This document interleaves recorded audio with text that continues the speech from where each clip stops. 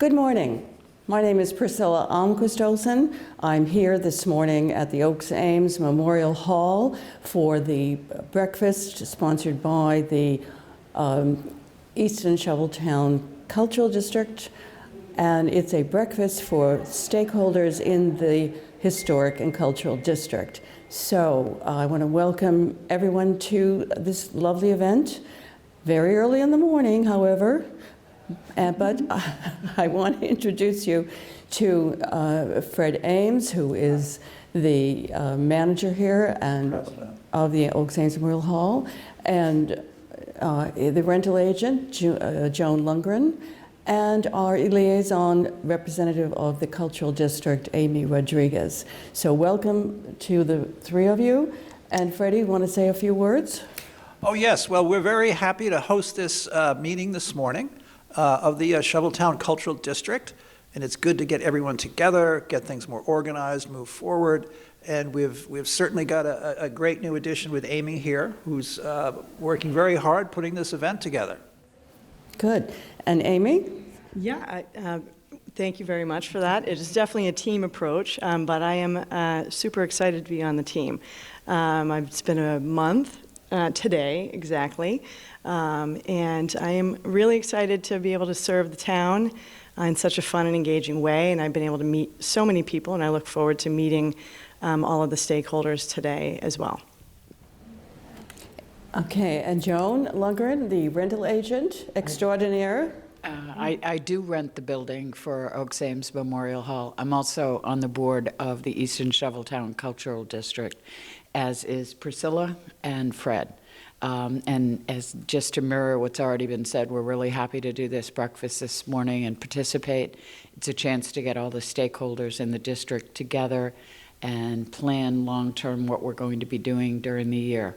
My other role, my other hat I'll put on for the hall is we're open. We're so excited to be back in business. We were closed for a while for some emergency structural repairs, but we're back, as we say, better than ever, very busy.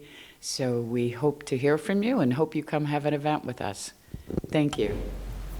Thank you so much, Joan, and thank you, Freddie, and thank you, Amy. And now we'll go to the breakfast and to this lovely and celebratory event.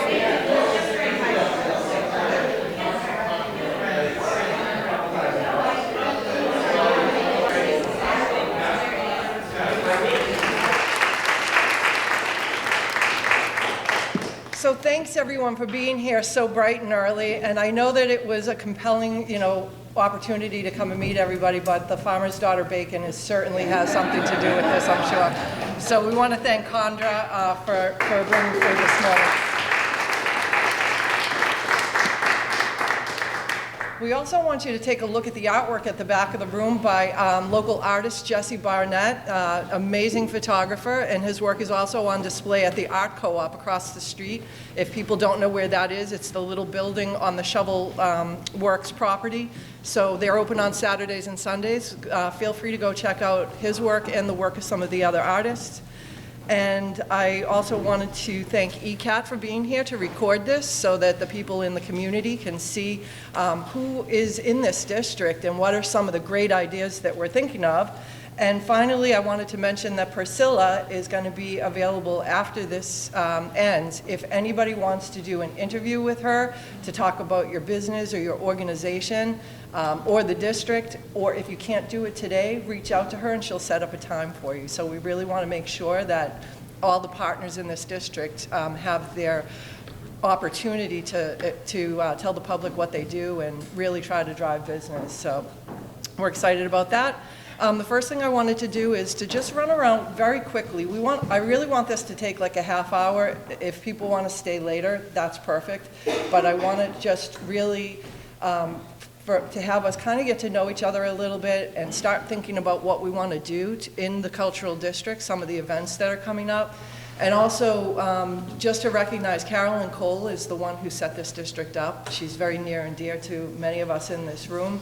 And I think that she would be thrilled to see so many people out this morning. And we really want to try to carry on the legacy of the work that she started. So she I think that she has a lot of things that she put forth, like the art co-op, like the Legacy Festival, and some of the big events that we want to try to continue in her memory for sure. So first, I am the chair of the Charlottetown Cultural District. My name's Dottie Fulginetti, for those that don't know me. And I just want to thank the other members of the district. Joan Lundgren is the vice chair. Pam Bourglay is the marketing person. Kristen Stone is the secretary. Mark Vinicore is a member. Fred Ames is a member. Who am I missing? Priscilla, and Suzanne Bump is the treasurer. So thanks to them for all their volunteer hours. So if I start at this table, I'm going to start with you, Stephanie. If everyone could just go around and just say your name and the organization that you're affiliated with. Stephanie Danielson, I'm the Director of Planning and Economic Development for the town. Cindy Levish, I'm a member of the Garden Club. Linda Thompson, President of the Easton Garden Club. Christine Santora, the Children's Museum of Easton. Joan Lundgren, I work here at the hall and rent the building. Pam Bourglay, I'm on the committee and I'm also affiliated with the Children's Museum. Fred Ames, I'm in the cultural district, and I'm also, I work in the hall right now. Priscilla Almquist-Olson, I'm on the Cultural District Board. I'm also the roving reporter today for ECAD, and I have programs, community forum, growing up in Easton. So if any of you would like to contribute to those programs, come see me also. Thank you. Great. I'll put it over to you, Condra. Condra Goldrup. Oh, did you say Condra or Condra? Condra, you say Condra. You first. I'm Connor, I'm town administrator here in Easton. Condra Goldrup, I'm the farmer's daughter. Jonathan Kay with Caring's Events. Jesse Barnett, I'm the guest artist at the Co-op Gallery this month. Peter Murata with the Trustees of Reservations, representing Governor Oliver Ames' estate. Michael Blanchard, I'm the Assistant Town Administrator here in Easton. Suzanne Bump, I'm on the Cultural District Board and just a local volunteer. Kristen? I'm Kristen Kennedy, I'm the Director of Health and Community Services for the town. I'm Beth Gaylor, I'm co-chair of the Cultural Council. Corey Ahonen, Deputy Director of Health and Community Services for Veterans and Financial Services. I'm Joe Petty, I'm Deputy Director for Community Programs and Engagement. I'm Ken Michael, I'm President of the Easton Historical Society and Museum. We have an open house this Sunday, so if you're not doing anything, drop by. Jessica Block, the Assistant Director at the Ames Free Library. Frank? Floor Catherine. Catherine Honey, I'm a member of the Charlottetown Art and Co-op and Gallery. And Catherine also runs the STEAM program in the southeastern region too. So arts, tying that in with science, technology, education, engineering, and mathematics, right? Great. Could I then just mention that as part of the STEM network, I run a lot of programs to feature model programs, and Easton has been featured a number of times because of the way you all work as a community. So you're a great model for Southeastern Mass. Thanks, Catherine. Frank Altieri, Charlottetown Brewery, and also on the Easton Chamber of Commerce. Kristen Aveni from Ames Shuttleworth and leasing specialist over there. I'm Kathy Dyer, I'm the property manager at Ames Shuttleworth Apartments. Kim Pincus, Easton Community Access Television. Elizabeth Alec on TSA's Fiberworks. Lisa DeVos, I'm the Program Director for the Chamber of Commerce. And Isabel Wilson, I'm the broker owner of Bella Real Estate, and I'm also the president of Easton Chamber of Commerce. So the last introduction that I'm excited to make is one of the priorities that we had as a cultural district was to be able to bring on a staff person to try to help us with some of the events that we have. And we were recently fortunate enough to hire Amy Rodriguez. She has done amazing work in the in the field with cultural opportunities, worked with Mass Horticultural, very familiar with Mass Cultural Council. So she's just started with us, and her and Joan and the committee put together a great breakfast event this morning. So thank you to Amy.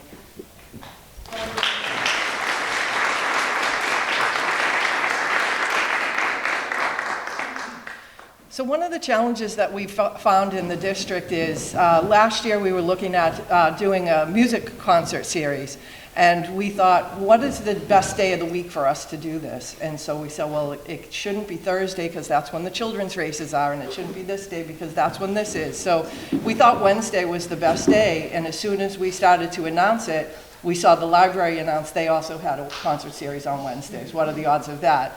So we really are trying to be thoughtful about how can we figure out what everybody else in the district is doing and communicate with each other. So not only can we either collaborate and have complementary events at on the same periods of time, or not have conflicting for sure, but also how we can amplify the opportunity for the other partners in the district. So if something's going on at the brewery, the cultural district can help advertise that, and so could Langwater, and so could the Farmer's Daughter. Like, we can all share in some of that, so that people might want to come down and go to dinner, you know, at one place first, and then go out afterwards for dessert to another place, maybe take their kids down to the farm for a little while, and let everybody know about all the opportunities that are in the district.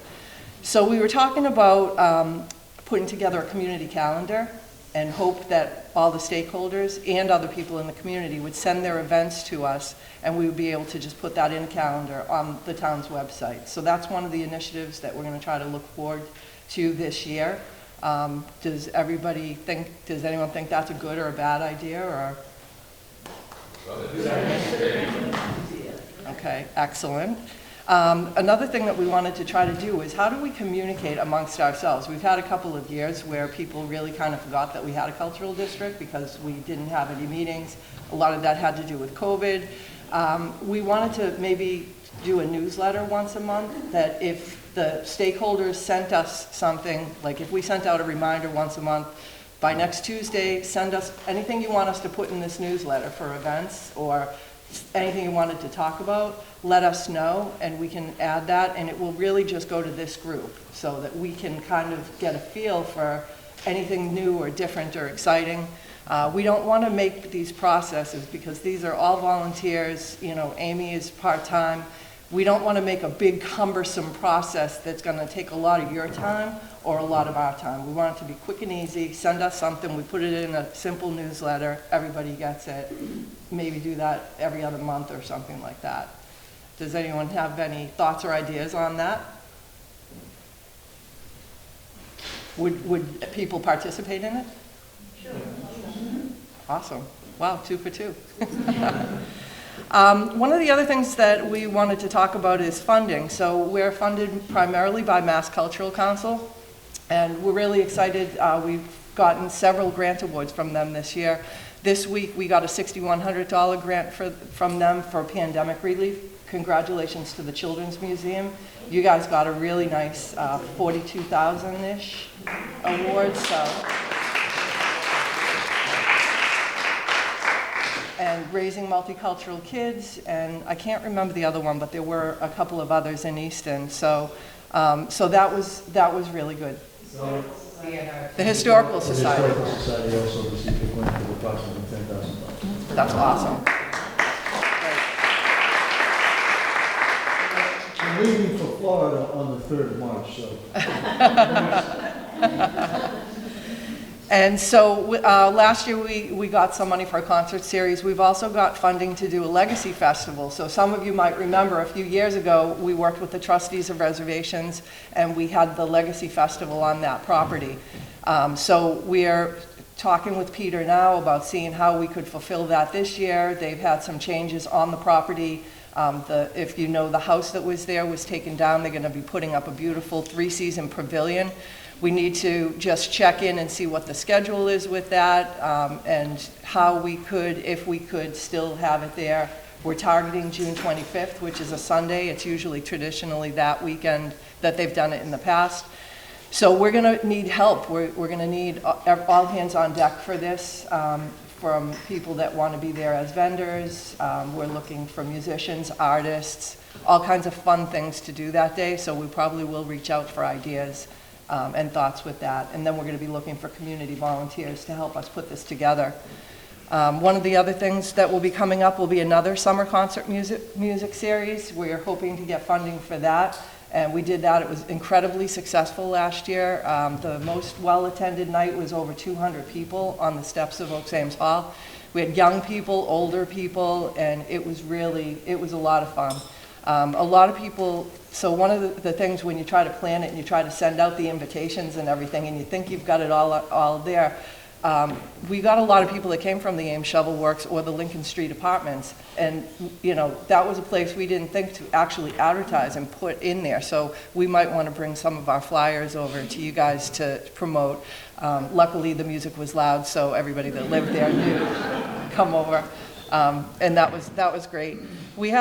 We want to do things where we're the lead, but we also want to do things where we partner with others. So for instance, Easton ECAT is going to be doing an interview with Kennedy Campbell, who is a local author and public speaker. She wrote a book called The Crown, and it's about legislation that passed about children's hair.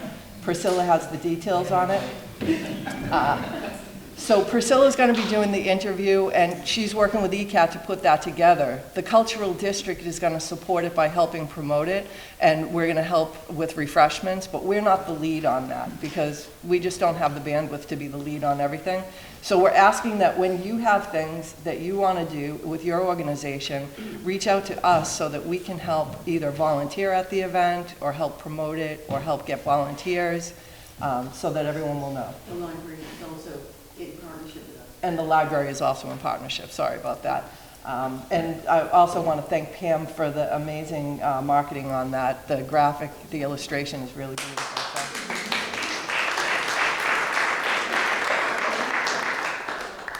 So that's going to be March 4th at the Queesit House from 3 to 4:30. Book signing, so. Sing songs and write them. Yep, and it will be televised also. It's upstate New York. And she's an Easton resident. That's why we're highlighting it. Believe it or not, she's a senior at Syracuse University. Yep. And then ECAT has a film festival coming up also, so we're going to be trying to do more with social media. I just put together an Instagram last night at like 10 o'clock so that I could say I have an Instagram account set up for the district. So we're going to try to start using that more, and we've been really doing pretty well with Facebook, getting things out that way. We don't use Twitter. That's not really a good avenue for us, but please share our stuff that you see on social media, and when we have liked all of the organizations in the district, we're going to share your stuff too. So keep that in mind. So the last thing is the Discover Easton app. So Easton has an app. If you go to the Apple Store or Google Play, you can download the app. It's Discover Easton, Mass. And it will list all the local businesses. It lists restaurants, banks, you name it. It lists the assets like the Historical Society. It tells you how to get to the walking trails. It tells you about local government. It's really cool. So we got it based on a grant for year one. It was paid for and developed by Old Colony Planning Council, the regional planning agency, through a COVID grant. So year two, the town had to pay for it. So now we really want to make sure people are using it, and we want to evaluate it, and we want to hear from you. We can get you some posters. You'll see one over on the table that advertises to people how to download it. If you want some for your business, we'll put them in there. You can request to be you can send in to claim your business, and then you can make updates to the app yourself for your business. You could put that you have a Mother's Day special coming up, or you could change your hours, or you could do things like that. So we want you to try it out. If you think it's useful, if you think it's bringing you business, let us know. If you think it's not, we don't want to waste our time or money on it, so we're really looking for your feedback on that. And if anybody has any questions on the details of how to get it, how to use it, let me know, because I developed that during my day job at my other organization. So that was a fun project. So I really just want to open it up now to everybody here to hear, what do you think, what are you looking to get from the district? What are some exciting things that you're working on that we should know about? Frank, you want to go first? So I mentioned to Dottie earlier that I think we should have more events that are tailored to a wider audience to ensure we get more participation. So I'd like to see stuff geared towards families and kids. We spoke about some young and upcoming artists. Sure.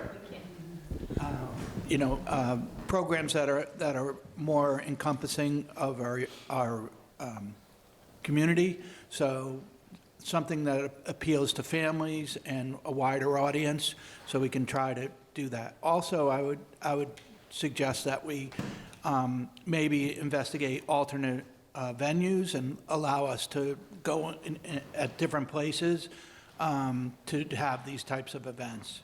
I think those two things would be really beneficial. Thanks, Frank.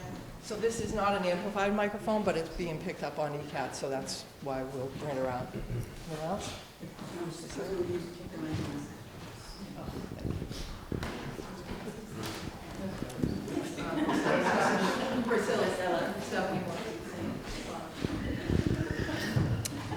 One of the things that we've been talking about with the Economic Development Council, Dottie and I have been talking about it as well in town administration, is promoting the cultural district, as Frank was just saying, a wider audience, but not just in Easton, outside of Easton, that this could become a tourist destination and looking at it as a tourism opportunity.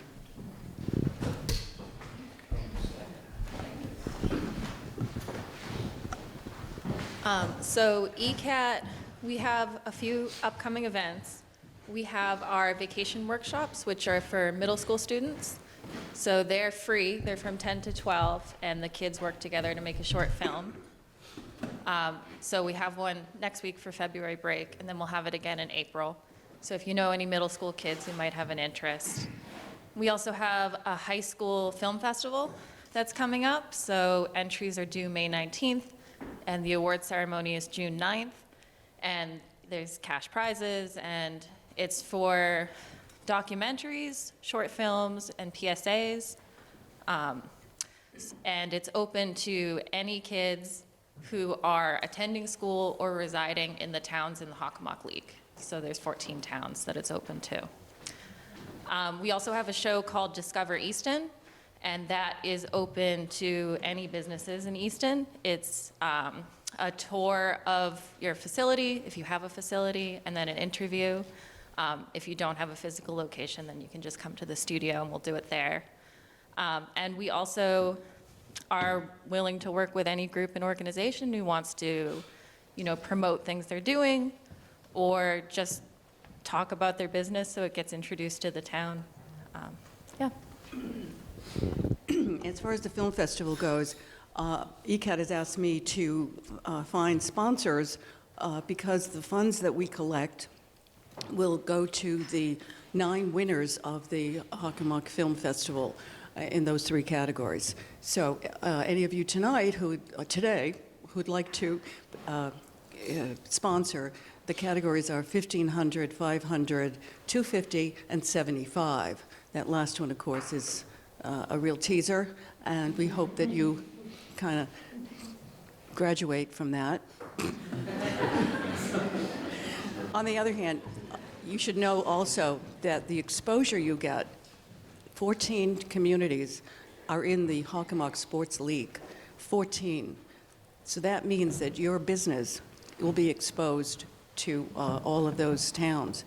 And if you're in the $1,500 to $500 category, you also get another 2 perks. One, we'll interview you briefly at the award ceremony on June 9th, and we'll also feature you on our Film Connection program, of which I'm the co-host with Bill Ames. Okay, so hopefully those things will attract your attention. Thank you, Priscilla. Okay. I think Isabel had her hand up. Thank you. Okay, so first of all, it's great to have everybody in the room and to see so many chamber members as well that are represented. Our big goal with the Easton Chamber of Commerce is to promote collaboration and collaboration between our members. So, but I also want to make sure people know that it's not a closed shop. Just if you're not a member of Chamber of Commerce, we still want to collaborate with you. When we just want to make sure that everybody is letting everybody else know about it. So we're doing a little bit of a campaign for February to share the love. It's called Put Your Face in the Space. And what we want to do is make sure that none of us are like secret agents, that we're all out there saying, hey, here I am today at this location in Easton, because we're all out there, we're shopping local, we want to shout about it and we want to let other people know. So don't be shy. Either do a little video, take a picture of where you are, post it, tag the Chamber of Commerce, and put your face in the space, and we are also giving out prizes for that as well.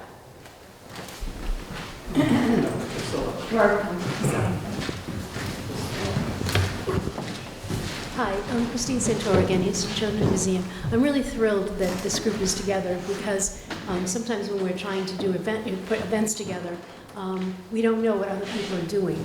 And you don't want to be in competition with another group that's trying to raise funds because we all need that support. So putting this group together is great. We've got two big events coming up at the museum. One is the traditional Father's Day road race. It'll be our 27th road race. So I hope you all will participate and come out and cheer. And then we're planning a gala, for one of a better term. We'll probably rename it in September, and the date will be toward the end of September. So just so that you know that, and we don't have a competition with other groups. That was for Priscilla, that was for the benefit of me. I was totally clueless about this microphone. Sorry about that. I just want to say with the hall, we definitely, for this group, as you can see with the Children's Museum, we give substantial discounts to help fellow nonprofits. And then we really see that as part of our mission, a central part of our mission. So please, if you're looking for a fundraiser or something else, give us a call, see if we fit into your plans. Also, I just want to speak to the music series we have in the summer. I know it's growing in population and popularity. And we're really pleased. It takes a long time to build up an audience. You have to do it week after week, but year after year. And Frank, you've been very helpful in participating. So again, we appreciate your attendance at the hall, at those summer concerts. And the hall can really be the center of this cultural district.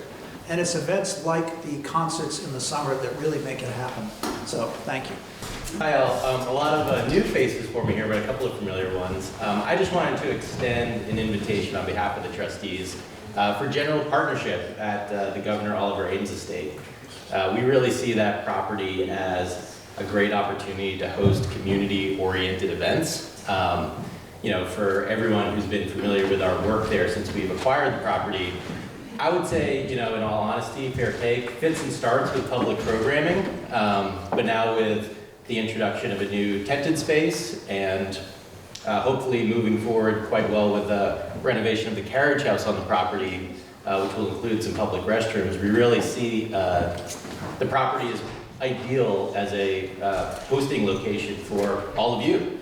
We would love to continue to partner with the town, and then support some of our own events and our own initiatives there, both for the sake of Easton residents and bringing more people to the town and to this district. So reach out to me after the meeting, get my contact information, let's talk about ways to partner and bring a little bit of life to that space. We think it'd be a great opportunity. Thank you for the non-use of the mic. Hi, Ken Michael, Easton Historical Society.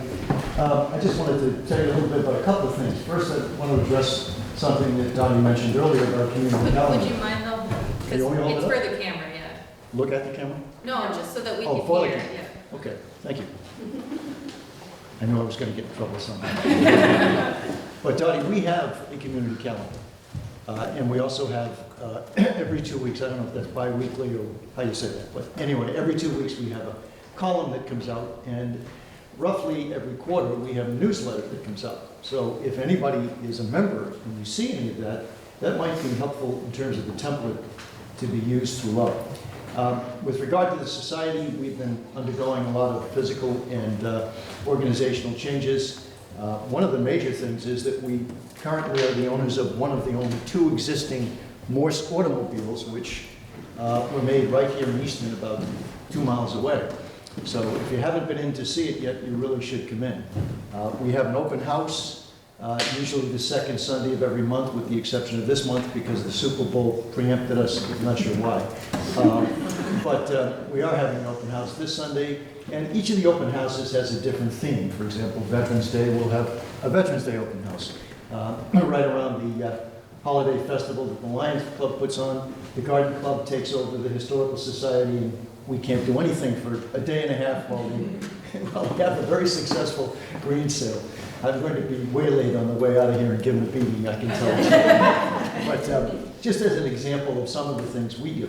And Stephanie mentioned tourism a little while ago. It's funny because I just had a conversation with a couple of our board members about that very topic. And the fact that every June, there's a group that comes in from the University of Virginia Architectural School that meanders around town looking at all of the Richardson buildings and the Olmsted landscaping. So those are the kinds of things that we have going on coming up over the next year. We also do partner with the trustees because we provide parking for that weekend. And if there's any other organization that needs parking when they're holding an event or a celebration of any kind, you should let us know, because we do have a pretty large parking space, and we'll only charge you twice as much as the next guy. So, thank you. Hi, I'm from Auntie Zaza's Fiberworks and Yarn Shop, and we have a number of different events that we do throughout the year. One is Love Your Local Yarn Shop, which is in the end of April. We have Sit and Knit in Public in June, and then in September and October, we have 2 big events collaborating with the Greater Boston Yarn Hall and the Cape and South Shore Yarn Hall, and about 13 different shops from the Greater Boston area, and I think there are 11 of us on the South Shore, collaborate for these 2 festive weekends, kind of like a pub crawl, and people go from yarn shop to yarn shop. So, and yeah, it's very fun for us yarnies. And we've created intergenerational fiber arts center, which is really lovely. Children from the age of 5, and my oldest student was 98 when she needed to stop because of loss of sight. But it's a really fun community center focused on fiber arts. Thank you, everyone. Yes, so Jessica Block from the Ames Free Library.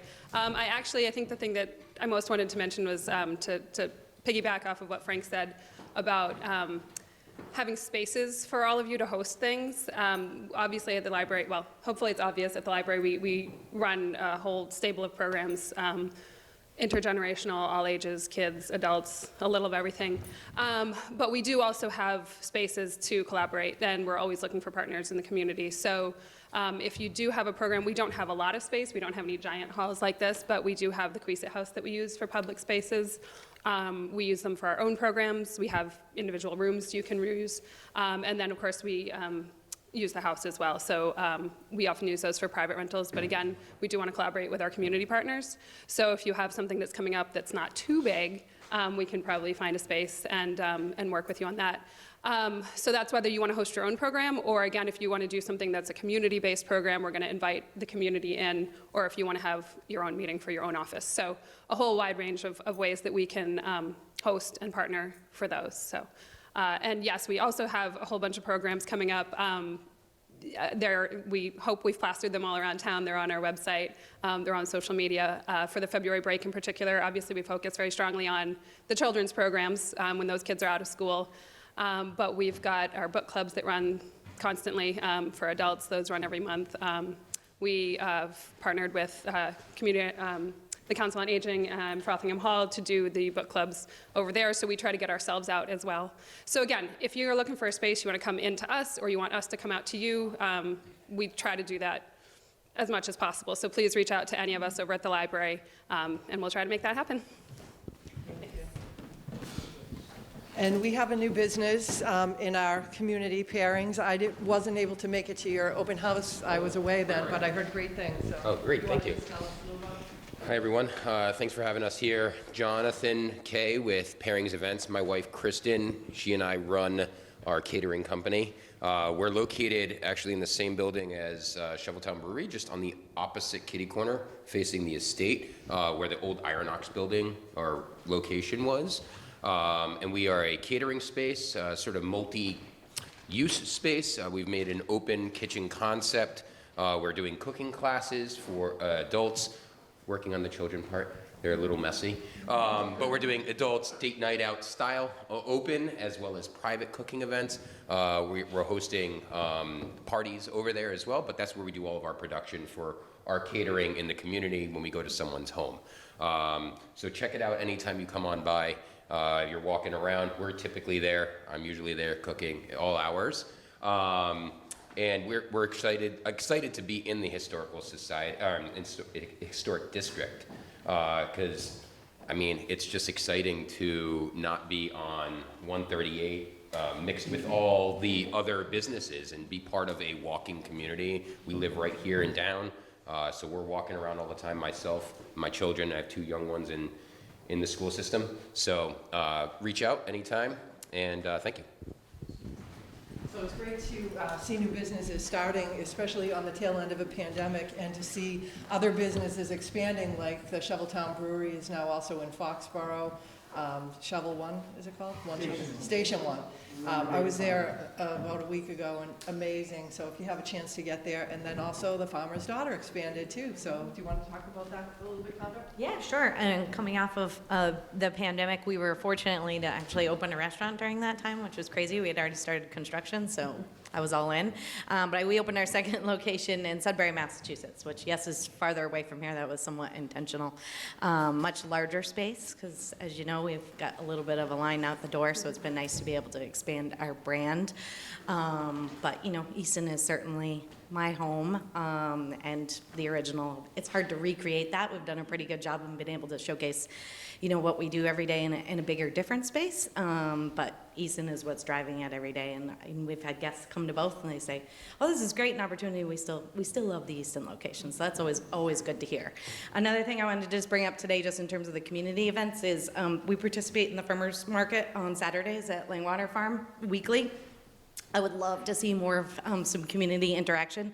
I certainly have seen a few familiar faces there, but I'm surprised, and in the positive note, we get a lot of people who come from other towns. Oftentimes in my conversations at the table, I actually find that we reach farther than our actual own Easton population and community. So I really encourage any of you, if there's any other business owners, you know, I'm kind of, although I'm not organizing that, I would consider myself kind of a cheerleader and a vendor kind of speaker, so to speak. So we'd love to see some other organizations get involved, even if it's just, you know, a one-off, 1 week, something like that. But I think it's such a great source, and we've been able to take my business and participate those kind of coming out of pandemic. It's just an alternative community event to get involved in, and we've been working in some other towns.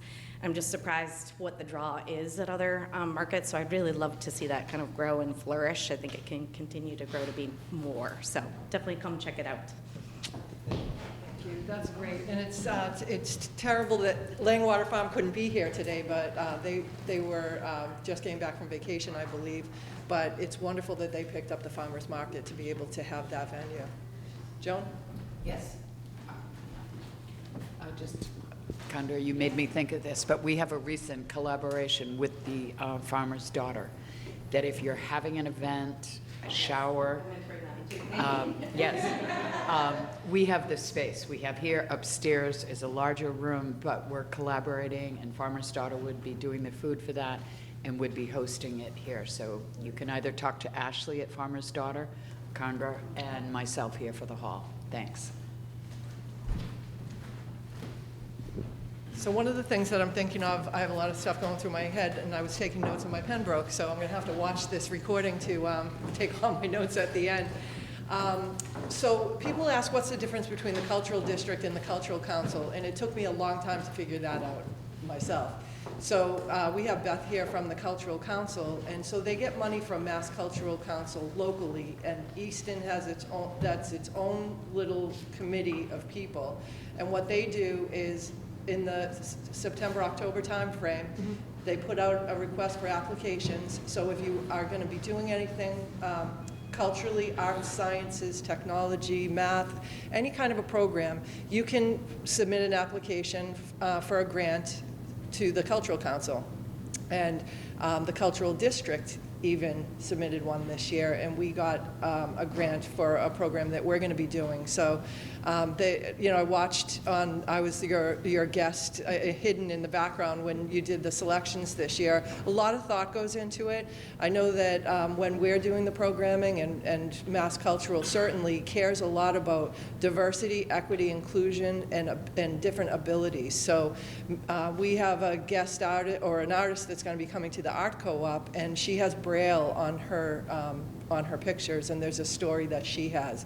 We think that's wonderful. We care about people that are hearing impaired, mobility challenged, so kind of keep that in mind when you're thinking about some of the things that you want to be working on and how we can help support that as well.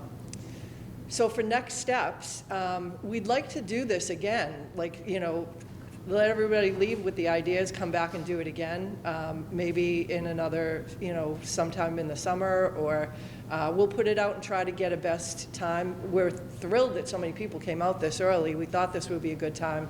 So we hope, you'll let us know if you prefer later, earlier, or whatever. And we'll be in touch with some of these initiatives. And there was one other thing I was going to say, and it's failing me now, but if you do want to meet with Priscilla to get an interview afterwards, feel free. If you want to hang around here, have more coffee and chat amongst yourselves, feel free. We hope that you found this valuable time, and we hope that when we do it again, more people will come. We really care about the economic development, the tourism, featuring the arts and culture in this area, and we're hoping that the cultural district is going to be the hub and the connector of all of that. So thank you, everyone, for being here.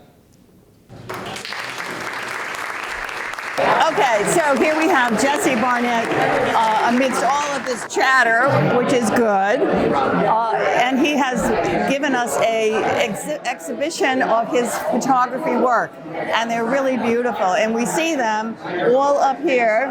So welcome, Jesse. Thank you. And it's nice to meet you in person. Nice to meet you. It's a pleasure to be here. Okay, and how did you get involved with photography?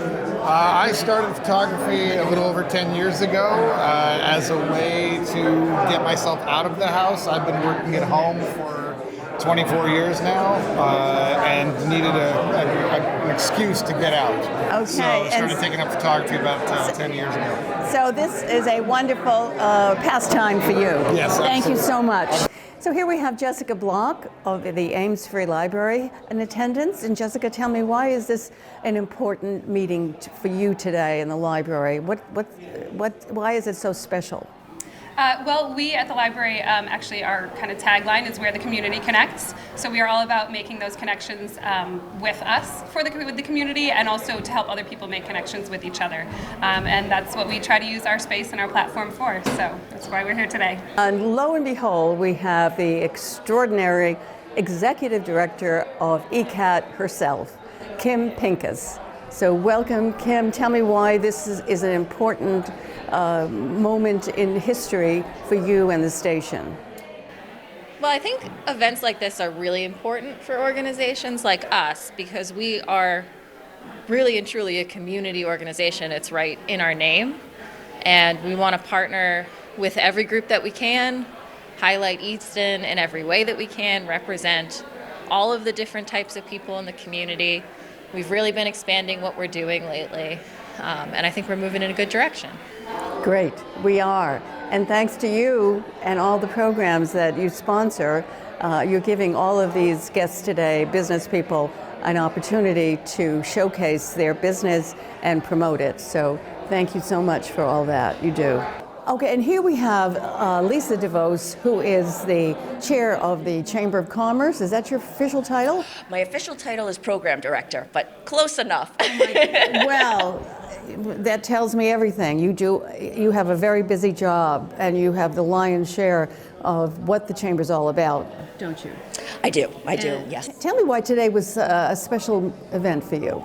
Well, it was great to see all of the community coming together and the different organizations and being able to collaborate and work together as we go forward. It's something as simple as I was just saying to Dottie, the calendar. So we can organize and work together. We can promote each other's events and also not overlap. So we can, we want to make sure everybody succeeds, and that's the best way to do it, is communication and collaboration. So. Yes, the two C's. The two C's.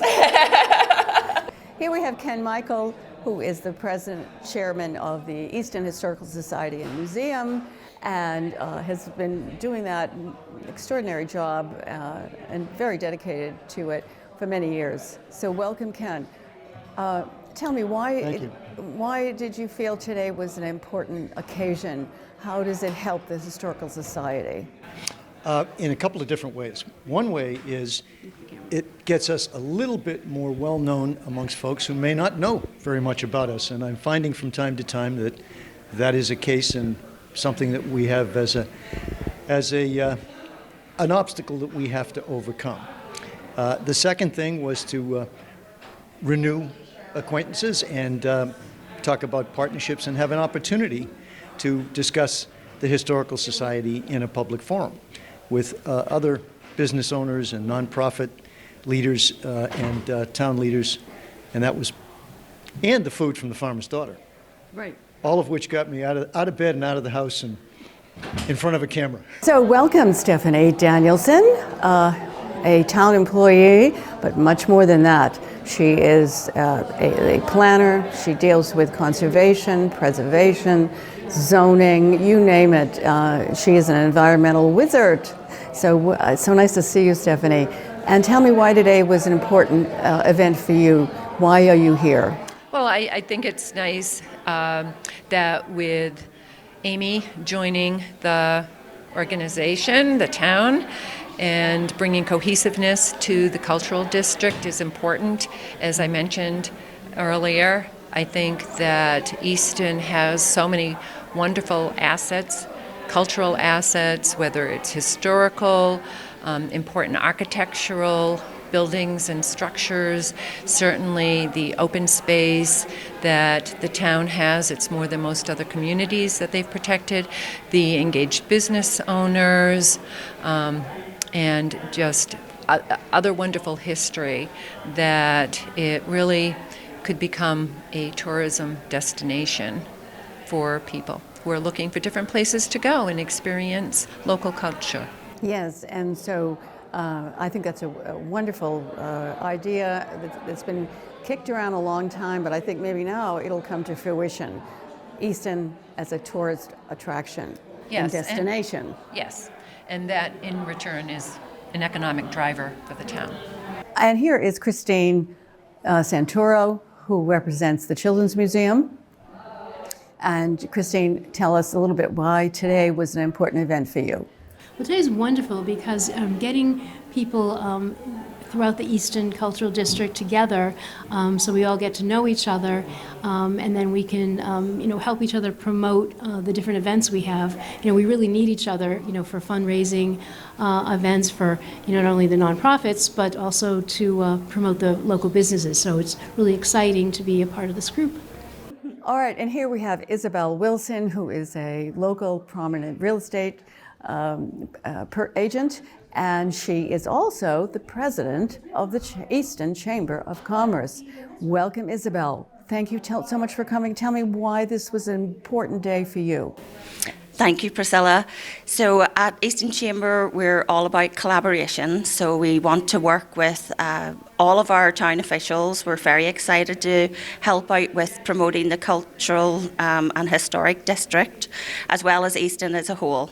So this was a great opportunity to discuss collaboration across all businesses and across the different selectmen and committees that are running from the town.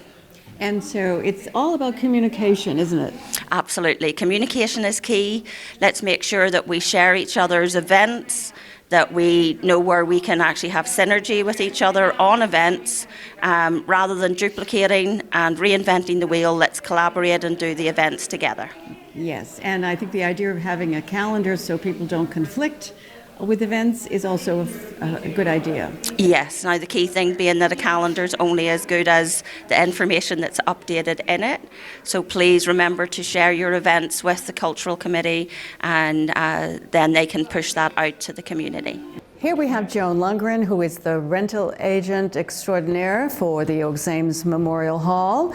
And she is a member also with me of the Easton Shoveltown Cultural District, who sponsored this event today.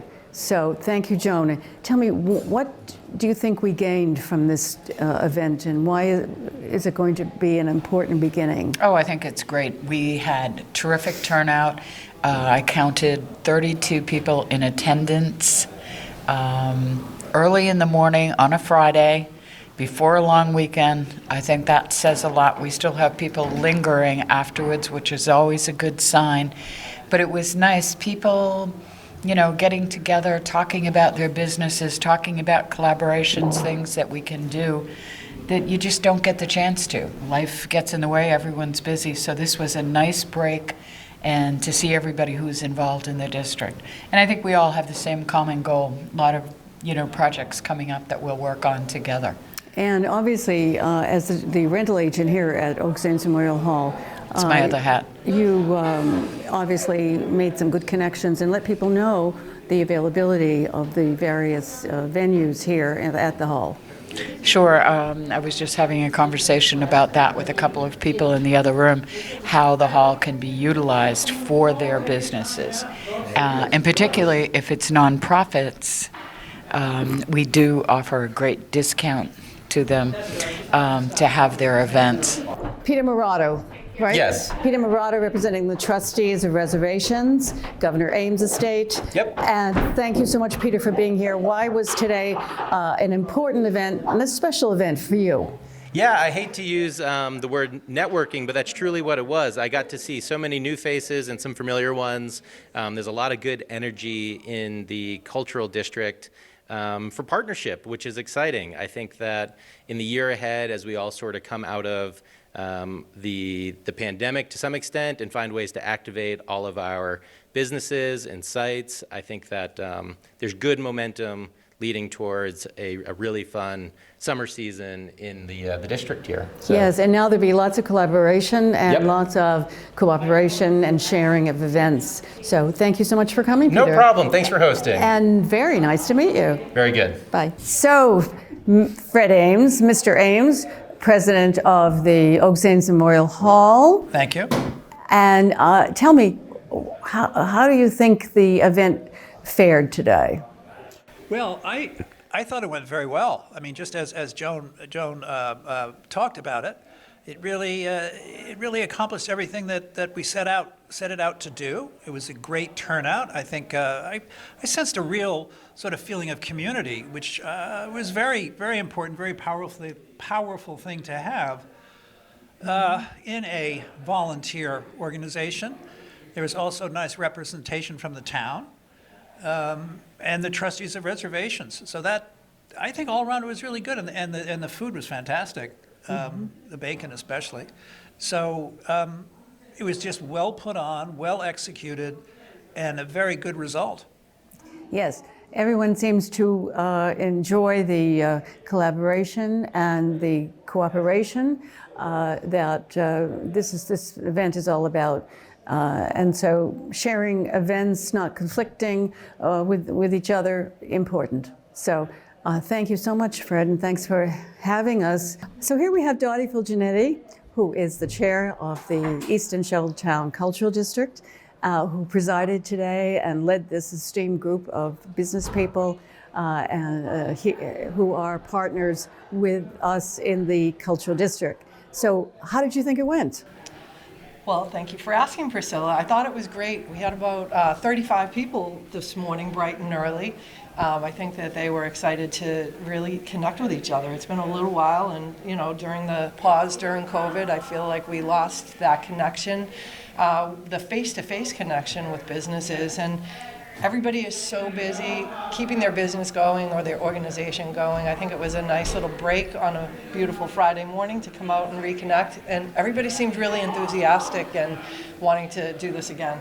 Yes, and we can see that collaboration and cooperation are two of the key points that many of the members have pointed out to us this morning. So thank you so much for your service and for getting all of this together and doing a fabulous job. Thank you, Priscilla.